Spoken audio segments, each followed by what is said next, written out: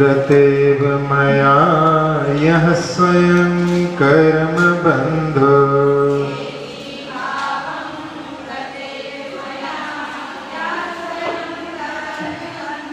घोरं दुःखं भवभोगतो दुर्निवारः करोति।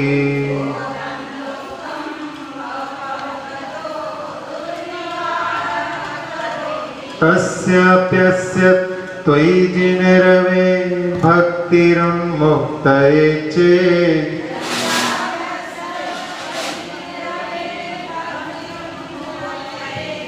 जेतुं शक्यो भवति न तया को परस्तापहेतुः।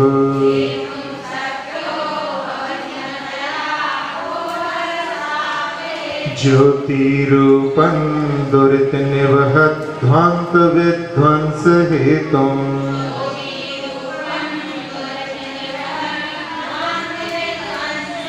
त्वामेवाहुर्जिनवरचिरं तत्त्वविद्याभियुक्ताः।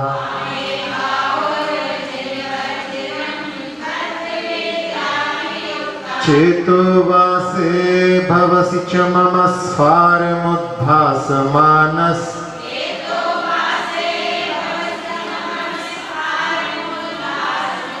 तस्मिन्नंह कथमिव तमो वस्तुतो वस्तुमीष्टे।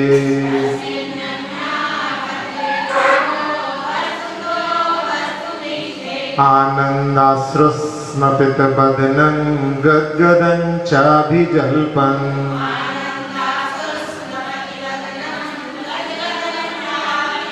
यश्चाएतत् त्वयि दृढमना स्तोत्रमन्त्रैर्भवन्तम्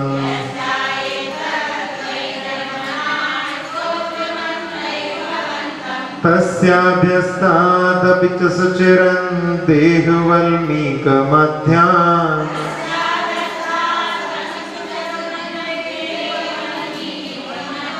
निष्कास्यन्ते विविधविषमव्याधयः काद्रवीयाः।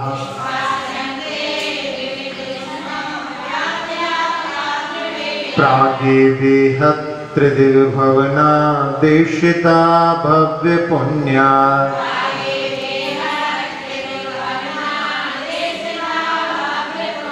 पृथ्वी चक्रं कनकमयतां देवनिर्णीत्वेदम्।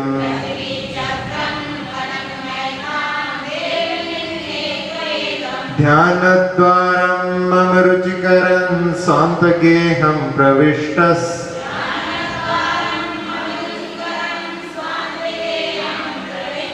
तत्किञ्चित्रञ्जिनबपिर्दं यत्सुवर्णीकरोसि।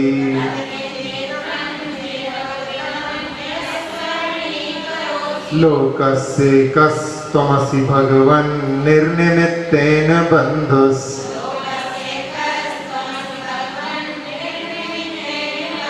त्वय्येवासौ सकलविषया शक्तिरप्रत्यनीका।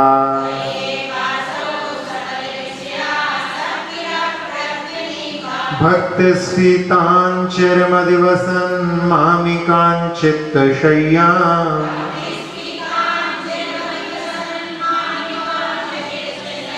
मय्युत्पन्नं कथमिव ततः क्लेशयूथं सहेताः।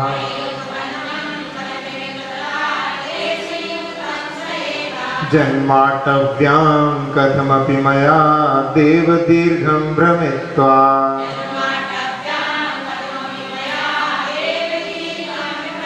प्राप्तैवेयं तव नैकथा स्फारपीयूषवापि।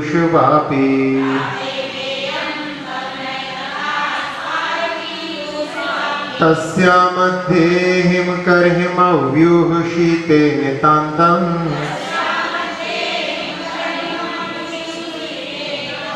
निर्मग्नं मां न जहति कथं दुःखदाओपतापाः।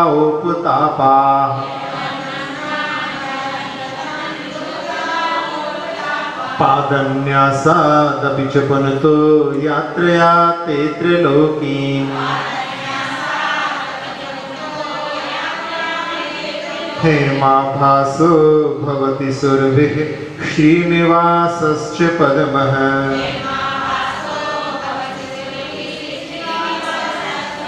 सर्वाङ्गेण स्पृशति भगवन्स्त्वय्यशेषं मनो मे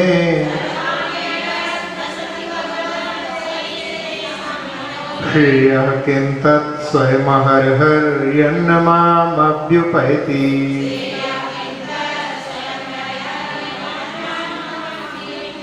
पश्यन्तं त्वद्वचनममृतं भक्तिपात्र्याप्यवन्तम्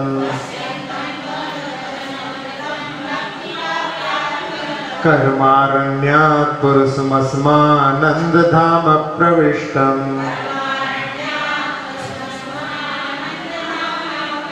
तान्दुर्वारस्मर्मदहरन् त्वत्प्रसादैकभूमिम् क्रूराकारा कथमिवरुजा कण्टका निर्लुठन्ति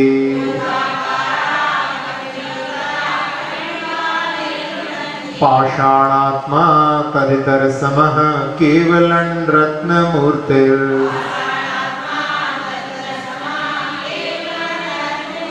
मानस्तंभो भवति च परस्तादृशो रत्नवर्गः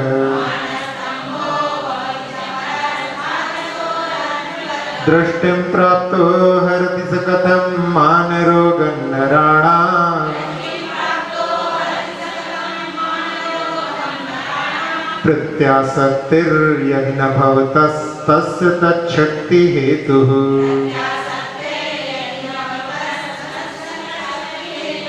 कल नवे काम में अपने देखा था कि आचार्य महाराज भगवान की स्तुति करते हुए कह रहे हैं कि मानस्तंभ पाषाण आत्मा पाषाण से बना हुआ है तदेतर समः इसके समान और भी पाषाण है दुनिया में और इसमें रत्न लगे हुए हैं तो ऐसे दूसरे भी रत्न वर्ग देखे जाते हैं। फिर दृष्टिं प्राप्तो कथम मान रोगम नराणाम हरति जब इसको देखते हैं तो ये मनुष्यों के मान रूपी रोग को कैसे हर लेता है। तो आचार्य महाराज ने कहा प्रत्यासक्तिर यदि न भवतः तस्य तत्शक्ति है तो यदि आपकी समीपता नहीं होती तो इसमें ऐसी सामर्थ्य नहीं आ पाती। आप वहां पर निकट ही विराजमान हैं, आपके निकट में विराजमान होने से उसका प्रभाव ऐसा रहता है कि मानस स्तंभ में ऐसी शक्ति आ जाती है कि लोगों के मान कसाय को वो गलित कर देता है, मान कसाय को स्तंभित कर देता है। आज 10वें काव्य को अपन प्रारंभ करते हैं। हृदय प्राप्तो मरुदपि भवन मूर्ति शैलोपवाही हृदय प्राप्तो मरुदपि भवन मूर्ति शैलोपवाही सद्यः पुंसान् निर्वदिरुजा धूलिबन्धन धुनोति सद्यः पुंसान् निर्वदिरुजा धूलिबन्धन धुनोति ध्यानाहूतो हृदय कमलं यस्य तुत्वं प्रविष्टस् ध्यानाहूतो हृदय कमलं यस्य तुत्वं प्रविष्टस्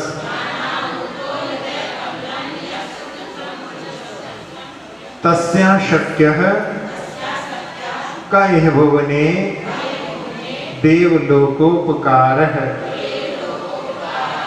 हृदय प्राप्तो मरुदपि भवन मूर्ति शैलोपवाही सद्यः पुंसान् निर्वदिरुजा धूलिबन्धन धुनोति ध्यानाहूतो हृदय कमलं यस्य तुत्वं प्रविष्टस् तस्या शक्यः कये भुवने देवलोकोपकारः हृदय प्राप्तो मरुदपि भवन मूर्तिशैलोपवाही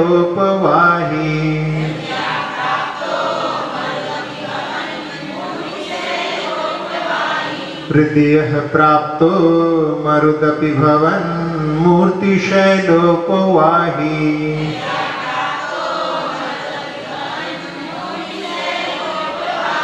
सद्यः पुंसान् निर्वदिरुजा धूलिबन्धं धुनोति।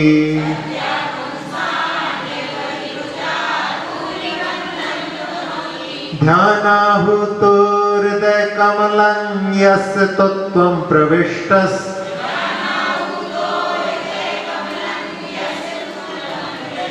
हाँ, तू नहीं बोलना है, तू के आगे एक त्वारा है तो उसमें इसमें ता जुड़ जाएगा आधा।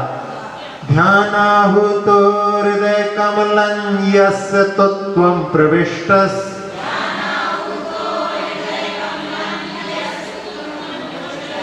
तस्याशक्यः कयः भुवने देवलोकोपकारः।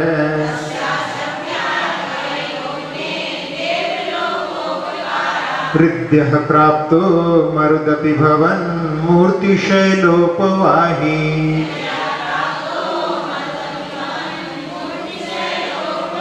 सद्यः पुंसान् निर्वदिरुजा धूलिबन्धं धुनोति।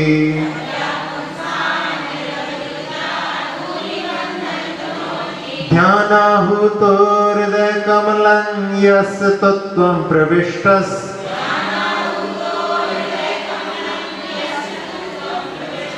तस्याशक्यः कयः भुवने देवलोकोपकारः।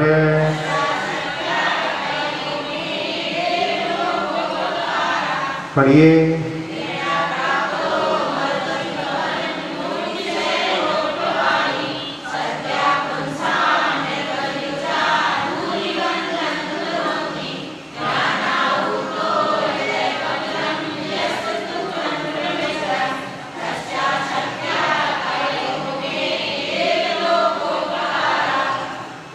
इस 10वें काव्य में आचार्य वादिराज महाराज भगवान की स्तुति करते हुए कह रहे हैं, हृदय यानी मनोहर, प्राप्त मरुत अपि, जो वायु मनोहर वायु प्राप्त हो रही है, भवन मूर्ति शैल उपवाही, आपके शरीर रूपी पर्वत के पास से बहने वाली। सद्यः पुंसान् निर्वदिरुजा धूलिबन्धं धुनोति। सद्य यानी शीघ्र ही, पुंसान् यानी मनुष्यों के, निर्वदिरुजा यानी मर्यादा रहित, जिसकी अवधि नहीं है, इतने समय से जो रोग हो रहा है, जिसका पता नहीं कब से रोग चल रहे हैं, जिसको अपन ने पहले भी देखा था, नासूर जिसको बोलते हैं, ऐसे रोगों के लिए, ऐसे रोगों की धूलि रूपी संसर्ग को, बंधन को धो देती है। आपके समीप से, आपके शरीर रूपी पर्वत के पास से बहने वाली जो मनोहर वायु है, वो मनुष्यों के जब संपर्क में आती है तो उनके अमर्यादित रोग रूपी धूलि के संसर्ग को धो डालती है। ध्यानाहुतो, ध्यान के द्वारा आप आहूत यानी बुलाए गए। हृदय कमलम यह तु प्रविष्टः, जहां जिस हृदय कमल में आप ध्यान के द्वारा बुलाए गए हैं और आप उसमें अच्छी तरह से प्रवेश कर चुके हैं। तस्य अशक्यः का, उसके लिए क्या अशक्य है। इह भुवने, इस भुवन में, हे देव, भगवान का संबोधन जो अपनी आत्मा में क्रीड़ा करते हैं, हे देव लोकोपकारा, उस व्यक्ति के द्वारा इस लोक में क्या उपकार नहीं हो सकता है।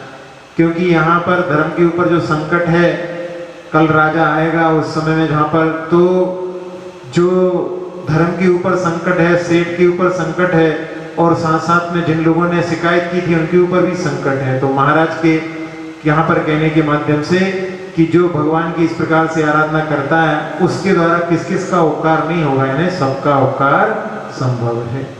तो बहुत सरल शब्दों में यहाँ पर जैसे अपन लोगों ने पढ़ा है कि रिद्धिधारी मुनिराज होते हैं, उनके शरीर के पास से बहने वाली वायु भी रोगों को हर लेती है। तो यहाँ भगवान के लिए यहाँ पर आराधना करते हुए कह रहे हैं, फिर से अपने एक बार इसके अर्थ को देखें। हृदय यानी मनोहर, प्राप्तः मरुतपि, जो वायु है, भवन मूर्ति, आपके मूर्ति, शैल उपवाही, शरीर रूपी पर्वत के पास से बहने वाली, उपवाही यानी पास से बहने वाली। सद्यः पुंसाम, सद्य शब्द होता है शीघ्रता के लिए, पुंसाम यानी पुरुषों के, निर्वदिरुजा जीवों के, जिनकी समय मालूम नहीं है, ऐसे मर्यादा रहित रोग रूपी धूलि बंधन धुनोति, उस रोग की जो संसर्ग है उसको धो डालती है, धूलि के संसर्ग को धो डालती है।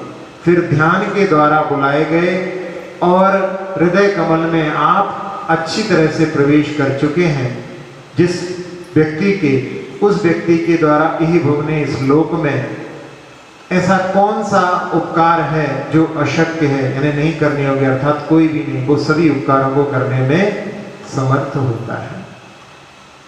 उदाहरण के रूप में आप लोगों ने कई बार ऐसे कई जो प्रथमान्यों के ग्रंथ हमने पढ़े होंगे, जिसमें मथुरा में जो रोग फैला था उस समय में सप्त ऋषियों के द्वारा वहां पर उस रोग का निराकरण हो गया था। तो उन मुनिराजों के प्रभाव से, रिद्धिधारी मुनिराजों का भी ऐसा प्रभाव होता है कि जिसके कारण में जो बड़ी बड़ी महामारी भी दूर हो जाती है। एक जो खंडेलवाल जैन समाज का इतिहास के बारे में है, उसकी भी एक घटना आती है कि बहुत सालों तक पानी नहीं गिरा और उसके कारण में सारी धरती बिल्कुल फट गई थी। गर्मी के कारण जैसे होता है जैसे फट गई थी।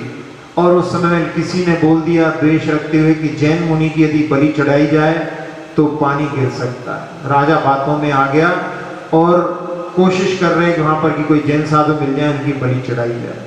जब ये खबर जिनसेन स्वामी के लिए दक्षिण में जो विराजमान थे, तब उन्होंने वहां से व्यवहार किया राजस्थान के लिए। लोगों ने कहा कि वहां पर वो चाह रहे हैं कि कोई साधु मिल जाए, उनकी बलि चढ़ाएं, कहने नहीं, वहीं जा करके धर्म की प्रभाव न होगी। और जब वहां पर पहुंचे, लोगों ने मना किया, लेकिन वो वहां पर पहुंच गए और राजा के पास में जाकर कहने लगे तुम ये अनर्थ कर रहे हो, इसके कारण कभी भी यहाँ पर बरसात नहीं हो सकती। तुम जिनकी बलि चढ़ाने की सोच रहे हो उन्हीं की आराधना करो तो ये तुम्हारा जो संकट है वो दूर हो सकता है। और उस समय में उन्होंने वहां पर पंच परमेष्टि विधान कहा कि अच्छी तैयारी करना, ऐसा नहीं कि कुछ व्यवस्था नहीं रहे, पानी गिरेगा तो सारी अव्यवस्था हो जाएगी, पहले से ही अच्छी व्यवस्था करना। कहते हैं कि विधान शुरू ही नहीं हो पाया था और खूब अच्छी बारिश हुई और उस समय में जो धरती फट गई थी वो सब मिल गई। और फिर वहां पर राजा प्रभावित हुआ इतना कि उसने जो है जैन दर्शन को स्वीकार किया। फिर उसी से जो है खंडेलवाल जैन समाज के 84 गोत्र आदि के का निर्माण हुआ। इस प्रकार की जो है घटना, तो मुनिराजों के प्रभाव से कैसे कैसे कार्य होते हैं। तो यहाँ पर रिद्धिधारी मुनिराजों के प्रभाव का कुछ और भी आपने आगम में सुने होंगे। एक आता है राजा मय का, पद्म पुराण में घटना आती है कि राजा मय जो मंदोदरी के पिता थे, दीक्षित होने के बाद में वो तपस्या कर रहे थे। उस समय में एक राजा को सर्प ने काटा, उसकी रानी साथ में थी, तो रानी अपने राजा को लेकर के जहां पर महाराज ध्यानस्थ थे वहां पर उनके पास में लेकर के आई। और उस समय में उनके प्रभाव से, क्योंकि रिद्धि उनको प्राप्त थी, उनके प्रभाव से उसके पति का रोग दूर हो गया, सर्प का जो काटा था विष वहां पर दूर हो गया।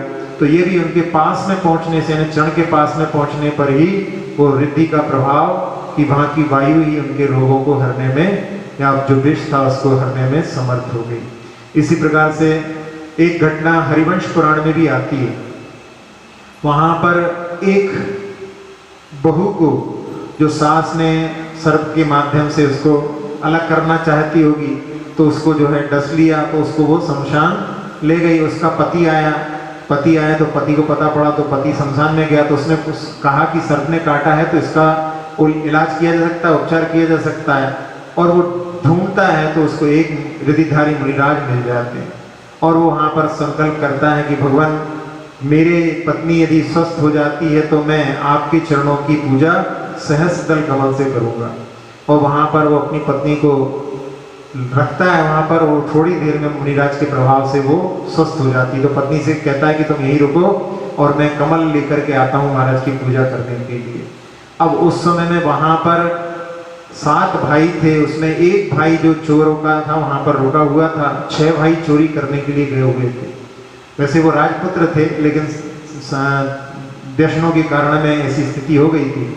तो उस समय में वो जो छोटा वहां पर था वो सोचता है कि देखो इसके पति ने कितना प्रयास करके अपनी पत्नी को बचाने का प्रयास किया है, इसके मन में भी उसके प्रति स्नेह है कि नहीं, इसकी परीक्षा करने के लिए वो वहां पर कुछ बातें करता है। और वो जो उसकी पत्नी जो अभी अभी सांप के विष से बची है वो उस पर मोहित हो जाती है। और उस समय में वो उसका पति आ जाता है, तो वो कहता है कि तुम्हारा पति है, तो कहने लगी मैं इसको रास्ते से अलग कर दूंगी। तो जब वो महाराज के चरणों में झुकता है तो पत्नी उसके ऊपर तलवार से वार करती है। तो उस समय में वो जो छोटा जो भाई था, चोर जो था, वो उसको रोक लेता है और उस समय में पत्नी गिर पड़ती है। तो उस समय में पूछता है पति की क्या हो गया, तो वो उस बात को छुपा करके और उन दोनों को वहाँ से भेज देता है। भाई लोग चोरी का जो करके आते हैं और 7 हिस्से करते हैं उसके, तो छोटे भाई के लिए देते हैं। तो छोटा भाई कह देता है कि मुझे हिस्सा नहीं चाहिए। तो कहले क्यों, क्या हो गया? तो कहले उसने ये संसार का स्वरूप है, इसको देख करके मुझे तो वैराग्य हो गया, मैं तो दीक्षा लेने जा रहा हूँ। तो सुन करके वो सारे भाई भी दीक्षित हो जाते हैं और फिर वो 1-2 भगों के बाद में देवकी के पुत्रों के रूप में उत्पन्न होते हैं। तो ये इसमें भी जो है वहाँ पर मुनिराज के प्रताप से उनके पास में रोग दूर हो जाते हैं। ये बात भी इस कथानक के साथ में अपन ले सकते हैं। अब यहाँ थोड़ा आध्यात्मिक विषय भी अपन इसके साथ में देखें कि यहाँ जो है उनके पास से आने वाली हवा रोगों को हरने में समर्थ हो रही है। तो उन भगवान का ही यदि हम स्मरण करें, उन भगवान को ही हम अपने हृदय में बिठा लें, जैसे यहाँ पर कहा ही है नीचे की पंक्तियों में कि भगवान हम आपको हृदय कमल में आपको ध्यान के द्वारा बुलाए हुए हैं और उसके माध्यम से ऐसा कौन सा जो है लोक का उपकार नहीं होगा। हम सभी लोग भी देखते हैं कि वैसे दिन भर में यदि हम भगवान की आराधना ना करें, स्वाध्याय ना करें, स्तुति का पाठ ना करें, जप तप ना करें, तो उसके अलावा जितना भी अपना समय निकलता है सब राग देश में ही निकलता है।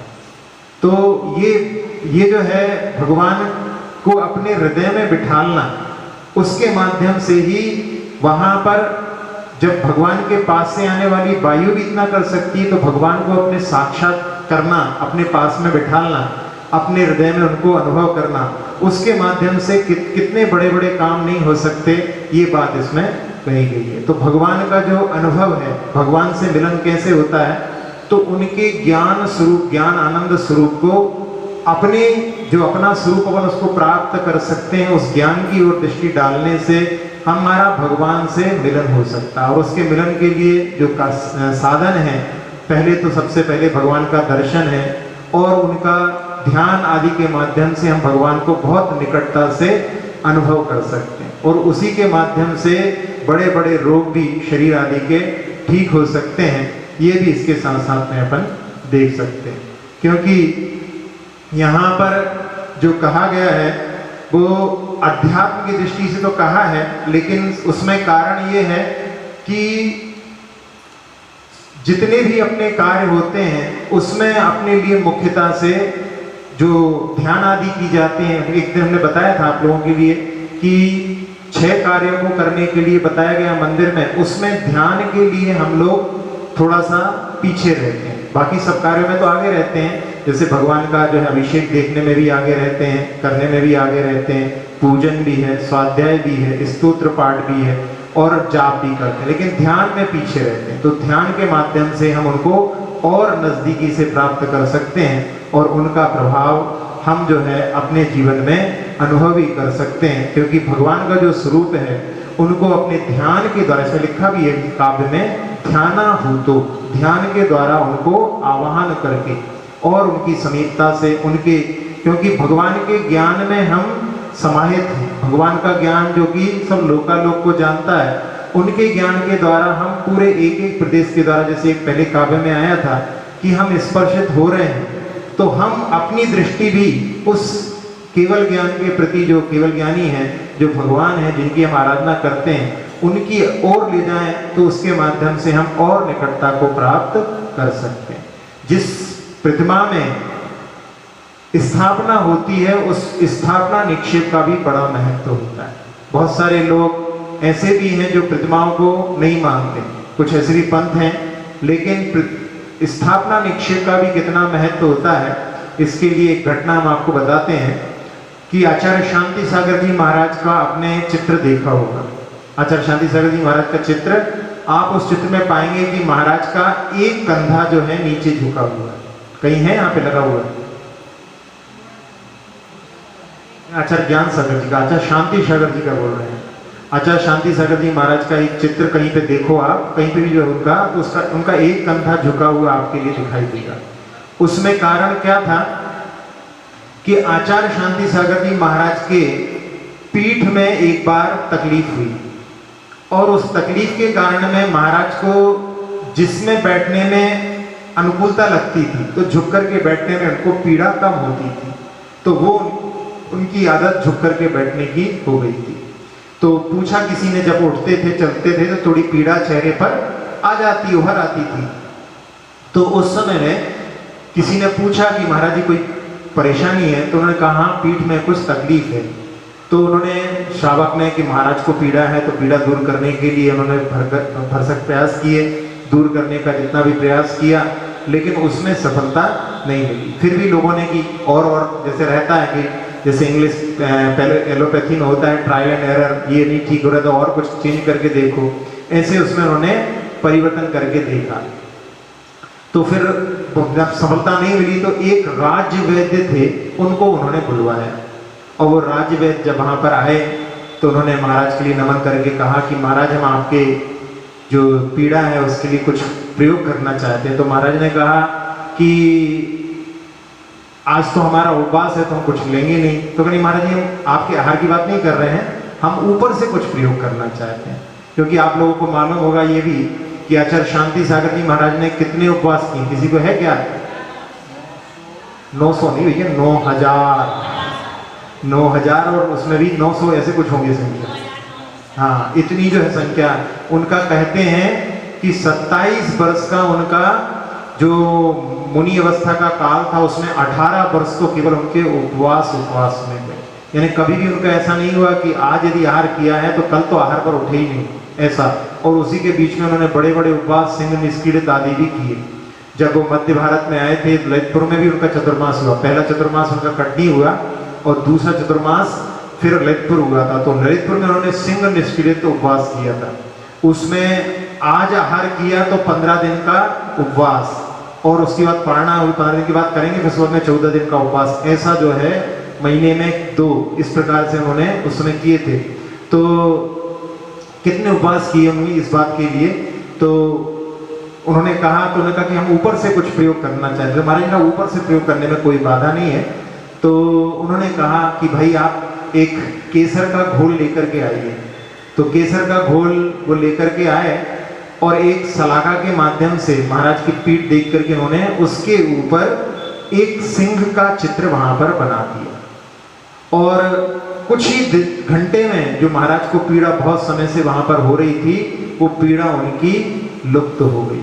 तब फिर पूछा उनसे, तो उन्होंने कहा कि ये रोग का नाम हाथी गांठ है।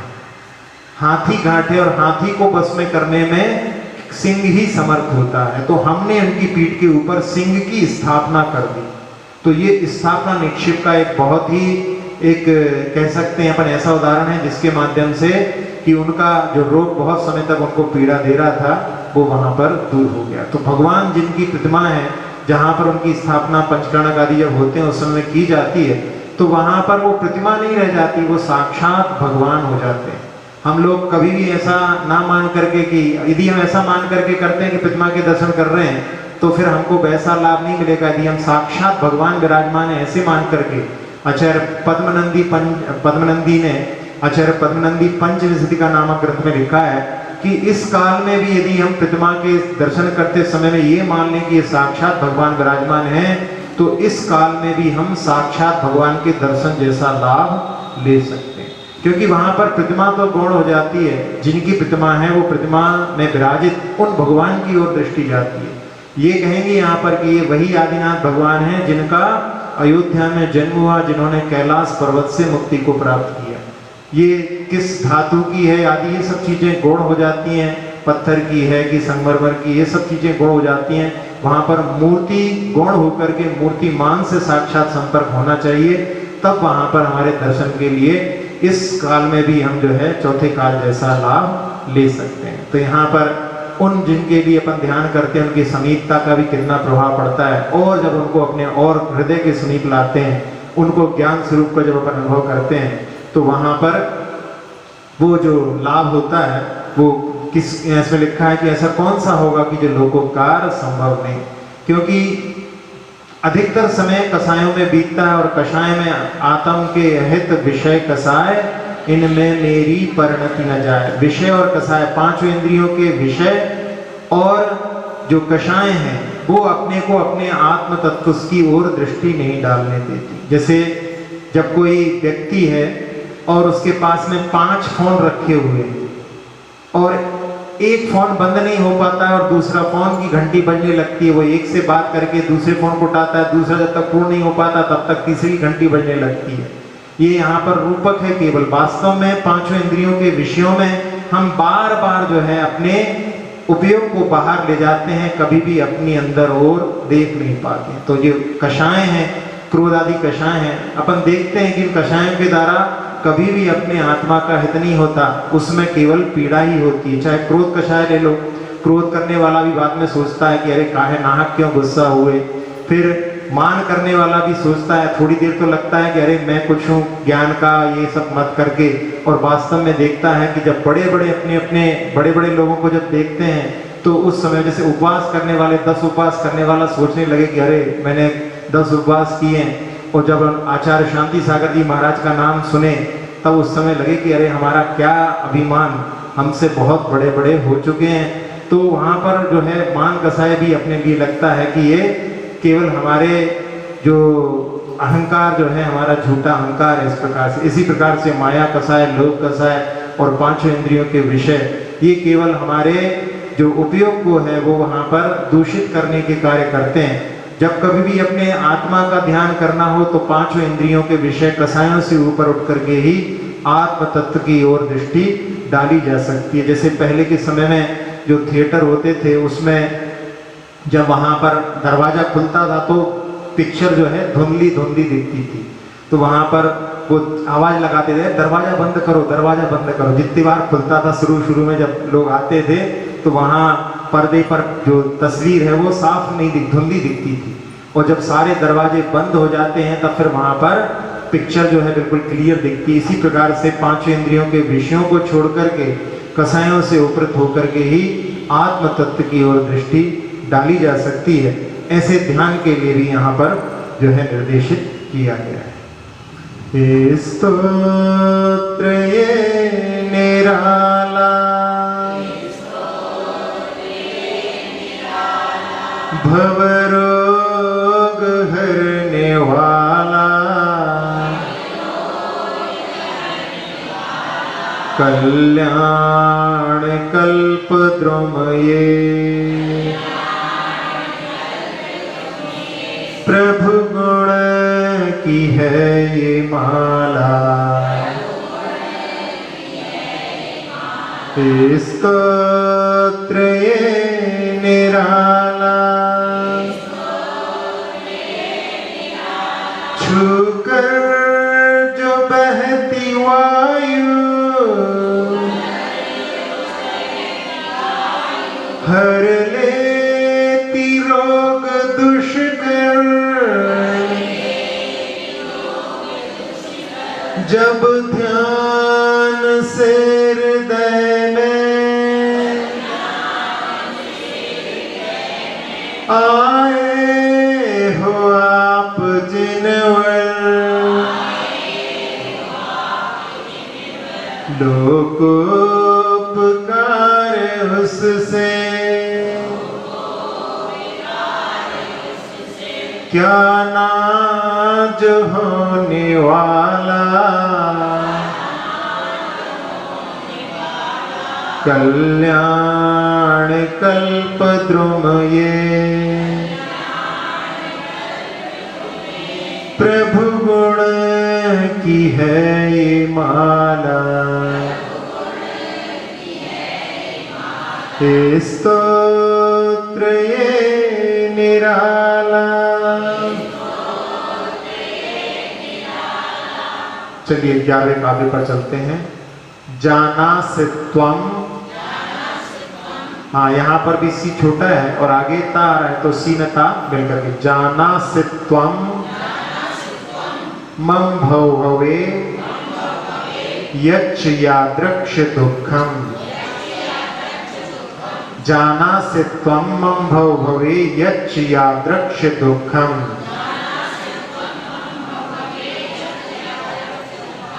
जातं यस्यस् स्मरणमपि मे शस्त्रवन्निष्पिनष्टि जातं यस्य स्मरणमपि मे शस्त्रवन्निष्पिनष्टि।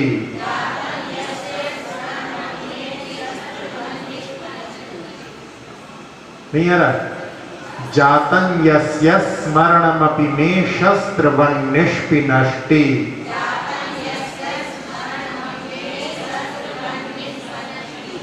त्वं सर्वेशः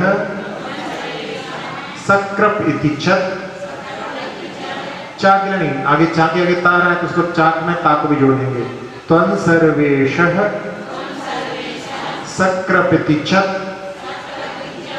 चत चत आधा तार है ना, आधा तार बाद उसको सक्रप इति चत त्वामुपेतोस्मि भक्त्या। त्वं सर्वेशः सक्रपति च त्वामुपेतोस्मि भक्त्या।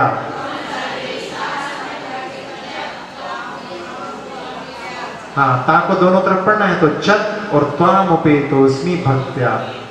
यत् कर्तव्यं तदिह विषये देव एव प्रमाणम्।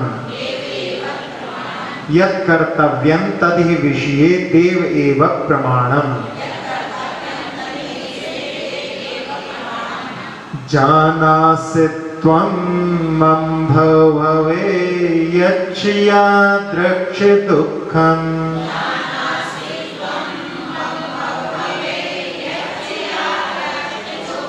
जानासि त्वं मम भव भवे यच्च यादृक्ष दुःखम्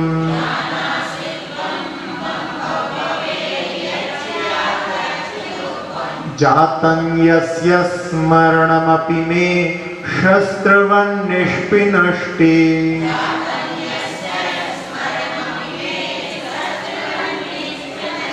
त्वं सर्वेशः सक्रपति च त्वामुपेतोस्मि भक्त्या।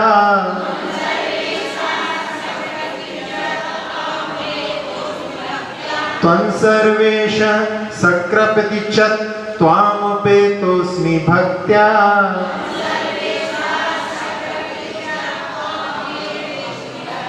यत् कर्तव्यं तदिह विषये देव एव प्रमाणम्।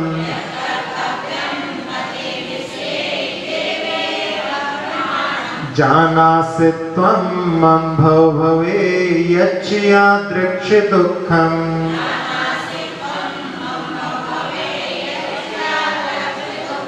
जातं यस्य स्मरणमपि मे शस्त्रवन्निष्पिनष्टि।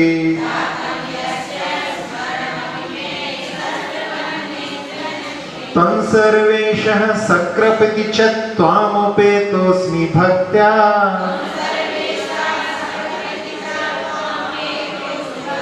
यत् कर्तव्यं तदिह विषये देव एव प्रमाणम्।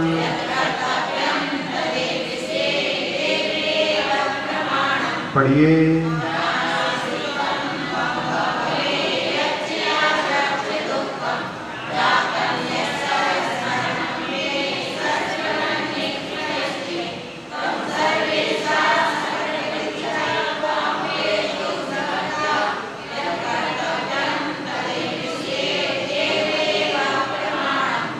आचार्य महाराज इसमें कह रहे हैं तुम जानासी, भगवान आप जानते हैं, मम भव भवे, मेरे एक एक भव को आप जानते हैं, क्योंकि आपके पास में केवल ज्ञान है, सर्वज्ञ हैं आप सब कुछ जानते, मेरे एक एक भव को जानते हैं।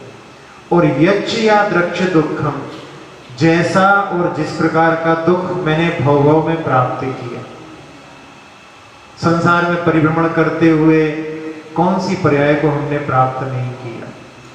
निगोद से निकलना कितना मुश्किल, वहां से निकले, फिर उसके बाद में परिभ्रमण करते हुए एकेंद्रिय आदि उन जीवों के दुखों के बारे में बहुत सारे लोग तो उन पर विश्वास भी नहीं करते, लेकिन अग्नि में भी जीव है, जल में भी जीव है, पृथ्वी का एक में जीव तो बहुत सारे लोगों ने स्वीकार कर लिया, साइंस ने भी स्वीकार कर लिया। पेड़ को तोड़ देते हैं, काट देते हैं। एक संत हुए, उनकी माँ ने छाल मंगाई और छाल ला करके उन्होंने दी और देखा तो उनके पैरों के नीचे से खून निकल रहा है। तो माँ ने पूछा कि खून कैसे आ रहा है? जब उनकी जो लंगोट या जो क्या बोलेंगे धोती जो थी उसको ऊपर करके देखा तो वहां पर उन्होंने देखा कि इस पेड़ को हम इसकी छाल निकाल रहे हैं, उसको दुख होता है कि नहीं होता जानने के लिए उन्होंने अपने पैर की जो है खाल को वहां पर कुल्हाड़ी से दूर करके देखा। यानी इतनी संवेदना उसके प्रति कि ये पेड़ में भी जीव है, इसको भी पीड़ा होती है। तो वनस्पति के जो है दुखों के बारे में, अग्नि के बारे में, पानी के बारे में, पानी के जब जहाँ कहीं स्रोत रहते हैं वहां पर बच्चों को जो है पत्थर फेंकने में बहुत आनंद आता है। एक पत्थर को लेंगे और ऐसा छपाक छपाक छपाक करते हुए जाएगा, बहुत आनंद की अनुभूति होती। लेकिन उसमें भी जल भी जीव है, जल में तो जीव है लेकिन जल भी जीव है, ऐसी दृष्टि वहां पर। और एक ये भी बात रहती है कि वो कहते हैं ना कि पीड़ा जिसकी जो है पीड़ा नहीं होती, जाकी पैर ना फटी बीमाई वो का जाने पीर पर आई। जो दुखों से नहीं गुजरा है उसके लिए दूसरों के दुखों का भी कोई भान नहीं होता। लेकिन जिसके मन में ऐसा भाव कि जो जनागम में लिखा हुआ है, जितनी भी पर्याय यहाँ पर दिख रही हैं उन सब पर्यायों को हमने प्राप्त किया है। और उन पर्यायों में जो वहाँ जो दुख हैं उनको कि ये हमारे दुख हैं क्योंकि हमने भी इन दुखों को प्राप्त किया है। तो उस समय में वहां पर दया का, करुणा का भाव उभरता है। तो इसमें सुनते हैं नरकों में भी कैसे कैसे दुखों को प्राप्त करते हैं। पहली डाल में वहां पर 6 डाला में सारे नरकों के दुखों का वर्णन है, जहां पर एक समय के लिए भी शांति नहीं। कई कई परिवारों में भी आपस में लड़ाई चलती रहती है और लोग देखते हैं तो कहते हैं कि नरकों जैसा जीवन इनका व्यतीत कर रहे हैं। तो नरकों के दुखों को देवों के यहाँ भी सुना है, बहुत सुख है, लेकिन साथ साथ में आपस में एक दूसरे के स्पर्धा का या एक दूसरे के वैभव को देख करके वो भी दुखी होते हैं। उसमें भी इतने भेद हैं कि कुछ देव ऐसे हैं कि जो हमेशा उनकी सेवा में लगे रहते हैं, कुछ देव ऐसे भी हैं जो सौधर्मेंद्र की सभा में भी प्रवेश करने का अधिकार नहीं रखते। तो वहां पर भी बहुत दुख है। त्रियंचों के दुखों के बारे में भी कैसे कैसे दुखों को प्राप्त करते हैं। हुगली नदी कलकत्ता में वहां पर बूचड़ लोग वहां पर कछुए का मांस भेजते हैं और जीवित कछुए को वो जो है वहां उल्टा करके उसको जो है पीछे से निकाल करके और जितना देते हैं उतना देने के बाद में उस कछुए को फिर जो है पानी में छोड़ देते हैं और वो वहां पर खारे पानी में अपने घावों को जो है वहां पर सहलाता रहता है। फिर कोई आता है तो फिर उस जीवित कछुए को ऐसी बागड़ लगा रखते हैं, फिर वहां से निकाल करके उसको पीछे से अंदर से निकाल करके बेचते रहते हैं। ऐसे दुखों को जीवित अवस्था में जो है वहां पर इस प्रकार से करते हैं। कैसे कैसे दुखों को जीव प्राप्त करते हैं इसके माध्यम से। मनुष्यों के भी कितने दुख हैं, रोग के दुख होते हैं। जहां पर सर्जिकल वार्ड होता है वहां पर जाकर देखो कैसी कैसी पीड़ाओं को मनुष्य वहां पर प्राप्त करते हैं। तो उसमें से सारे संसार में कहीं भी जो है जो संसार विषय सुख होता तीर्थंकर क्यों त्यागे, काहे को शुभ साधन करते संयम सोना। कभी कभी किसी किसी गरीब परिवार में एक कथानक कथा जैसी है या रियल घटना है मालूम नहीं, लेकिन उसमें एक परिवार में पिता का देहांत हो गया। पिता का देहांत होने पर आस पड़ोस के लोगों ने, गरीब लोग थे तो उनको खाने पीने की सामग्री दे दी। 2-3 दिन में वो खत्म हो गई। फिर उसके बाद में बड़ा भाई जो 8 साल का था वो बीमार पड़ा और जो बहन थी वो 5 साल की थी तो अपनी माँ से बोलने लगी कि भैया कब मरेगा। तो एकदम चौंक गई वो सुनकर के कि कैसा बोल रही है। तो पूछा ऐसा क्यों बोल रही हो। तो उसने कहा कि जब पिताजी मरे थे तो 3 दिन के लिए खाने के लिए मिला था, अब ये बीमार पड़ा है तो फिर थोड़ा कुछ मिल जाएगा।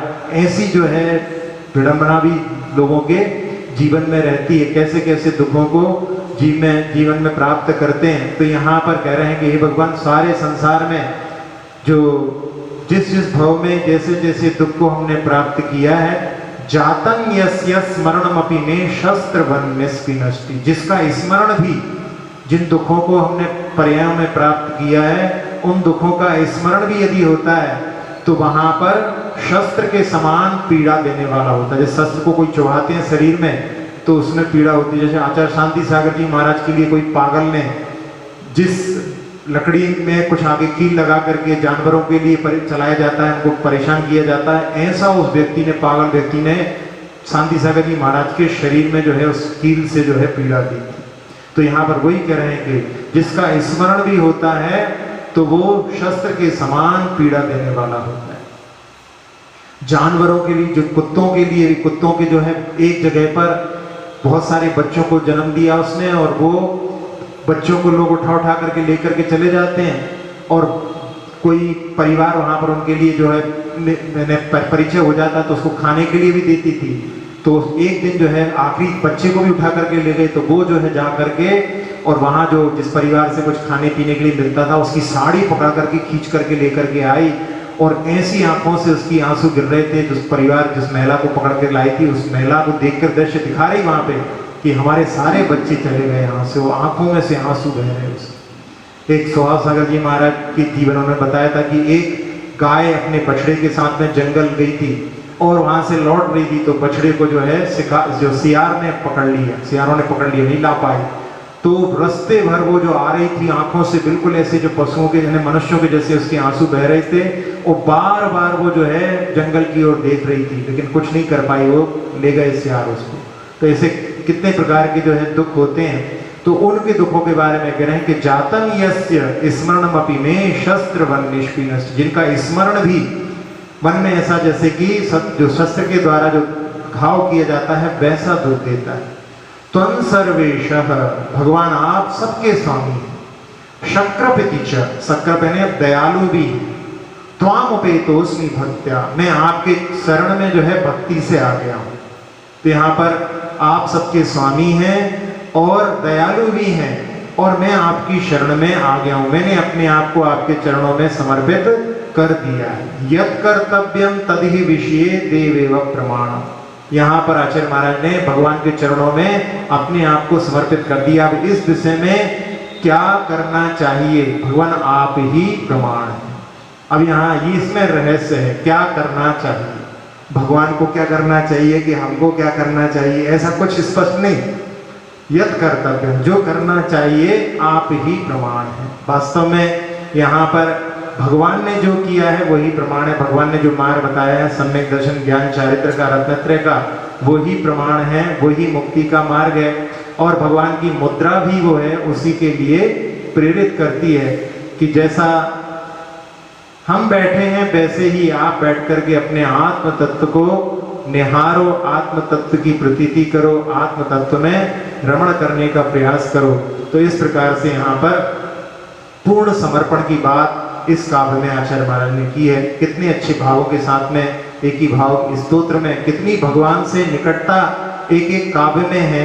इसके माध्यम से हम लोग भी उस निकटता को प्राप्त करने का प्रयास कर सकते हैं। फिर से इसके अर्थ को देखेंगे। जाना से तुम मम भव है, हे भगवान आप मेरे एक एक भव को जानते हैं। यच्छया द्रक्ष दुखम, और उस एक एक भव में जिस और जैसा हमने जिस प्रकार का दुख को प्राप्त किया, जिसका स्मरणम अपि जाता है, वो कैसा कि मैं शस्त्र वन निष्पीनष्टि, शस्त्र के समान जो पीड़ा देने वाला होता है। त्वं सर्वेशा, भगवान आप सबके स्वामी हैं, सबके भगवान जो है एक इंद्रिय से लेकर पंचेंद्रिय सबके स्वामी हैं, क्योंकि भगवान ने सबके रक्षा का उपदेश दिया है। जितने भी उपदेश है भगवान के, किसी भी जीव के लिए पीड़ा उसमें नहीं होती, तो सबके स्वामी हैं। और शक्र भी भगवान दया से युक्त हैं, सबके प्रति दया का भाव, उसी कारण में उन्होंने ऐसे पद को प्राप्त किया है। और त्वाम उपेतोष्मि भक्त्या, हम भगवान आपकी शरण में बड़े भक्ति से आ गए हैं। यत् कर्तव्यम तदिहि विषये देवेव प्रमाणम, इस विषय में क्या करना चाहिए आप ही प्रमाण है। इस रहस्य को यहाँ पर इसके साथ में अपन समझ सकते हैं। भव भव जैसे दुख को पाया हूँ जानो जिनवर, पीड़ा दे स्मरण भी सर्वेश दया सागर है प्रमाण जिन जो करना करिए चरण संभाला। यहाँ पर ऐसा ही भगवान हमारी जो बस की बात थी हमने तो अपने आप को आपके चरणों में समर्पित कर दिया। आप जो कुछ करना है आपको करना है, इस भावों के साथ में हमने इसका पद्य अनुवाद किया था। है प्रमाण जिन जो करना करिए चरण संभाला। कल्याण कल्प द्रुम ये प्रभु गुण की है ये माला। स्तोत्र ये निराला हृदय प्राप्तो मरुदपि भवन मूर्तिशैलोपवाही।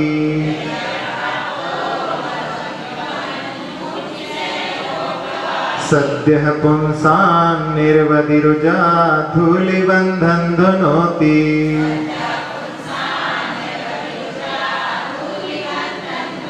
ध्यानाहुतोर्हृदय कमलं यस्य त्वं प्रविष्टस्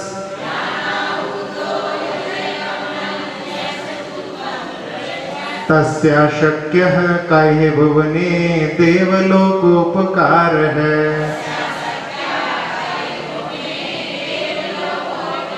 जानासि त्वं मम भवे यच्चिया द्रक्ष दुःखम्।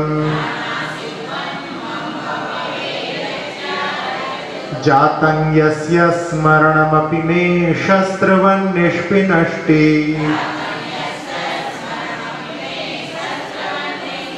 त्वं सर्वेशः सक्रपति च त्वामुपेतोऽस्मि भक्त्या।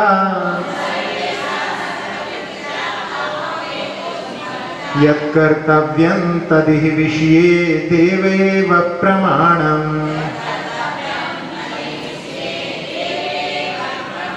अक्षर पद मात्रा से दूषित वचन अगर महीन रहे।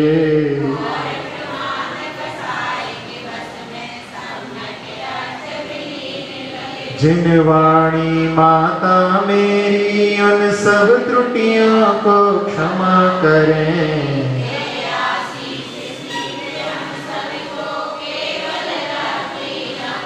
प्राप्त हमें हो बोधि समाधि परिणामों की शुद्धि हो।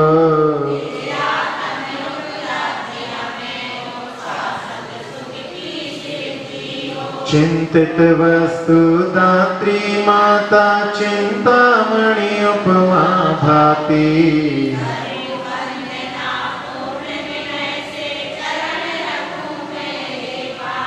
कर जिन वाणी स्तुति तन की ममता टार।